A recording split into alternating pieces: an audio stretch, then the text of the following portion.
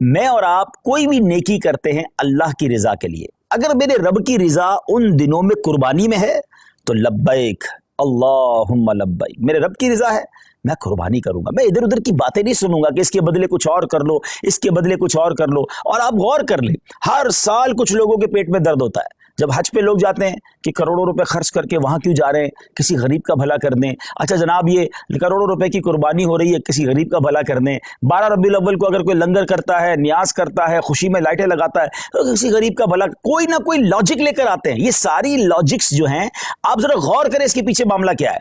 कभी भी आपको ये सुनाई देता है कि जनाब इतना महंगा मोबाइल फोन लेने की क्या जरूरत है, किसी गरीब का भला कर दें। इतनी महंगी वॉच आई है और जनाब इतनी महंगी घड़ियां पहनने की जरूरत क्या है, किसी गरीब का भला कर दें। ब्रांडेड कपड़े पहनने की जरूरत क्या है, किसी गरीब का भला कर दें। जनाब न्यू ईयर नाइट में इतनी आतिशबाजी करने की क्या जरूरत है, किसी गरीब का भला कर दें। अपने बच्चों की शादी में इतने किस्म के फंक्शन करने की जरूरत क्या है।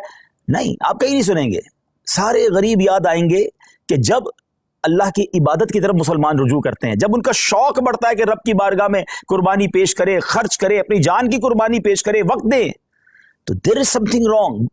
इस बॉटम इन हार्ट में कुछ गड़बड़ है, समझिए बात को। अब मैं आपको बताता हूं, जिसको बहुत ज्यादा इस बात की फिक्र है कि गरीबों का भला हो जाए। ये कुर्बानी, सुभान अल्लाह, ये एक ऐसा शानदार फरीजा है और ऐसी खूबसूरत इस्लामी त्यौहार है कि जिसकी बरकत से लाखों नहीं करोड़ों गरीबों का भला होता है फ्रॉम द डे वन। अच्छा, सिर्फ पाकिस्तान की मिसाल ले लें, वैसे हमारे जितने ये जो तीसरी दुनिया के बड़े सगीर के मुल्क कहलाते हैं, जब बहुत कुर्बानी होती है, पाकिस्तान हो गया, हिंदुस्तान हो गया, बांग्लादेश, जहां भी गरीब ममालिक हैं, मुझे बताइए कुर्बानी के जानवर आते कहां से।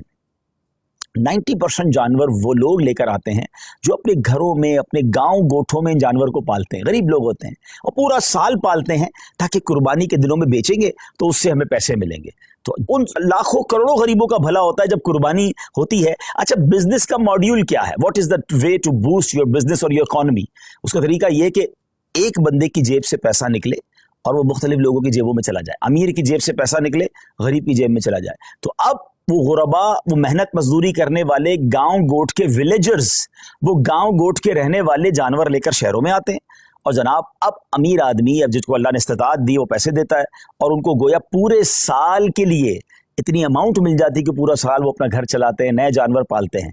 तो जनाब पहला फायदा तो ये हो गया। कहाँ गए पैसे?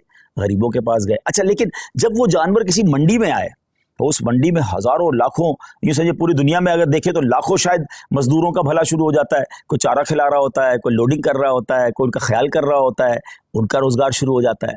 फिर जब वो खरीद कर घर लाते हैं तो सुजुकी वाले, ट्रक वाले, उनका रोजगार शुरू हो जाता है। अच्छा, मंडी में सिर्फ चारे वाले नहीं, रस्सी वाले, जानवरों की खूबसूरती की चीजें होती है वो भी बेच रहे होते हैं। हजारों लोग आते हैं तो वहां पर बाकायदा स्टॉल्स लग जाते हैं, खाने पीने की चीजें बिकना शुरू हो जाती है। कितने गरीबों का भला होता है। अच्छा, जब वो जो जानवर आपके मोहल्ले में, हमारी घरों के करीब आ जाता है तो अब घर के इलाके में, बिल्डिंग में चौकीदार और मोहल्ले वाले जो लोग जानवर संभालते हैं उनका रोजगार शुरू हो जाता है। सारे तो गरीब हैं।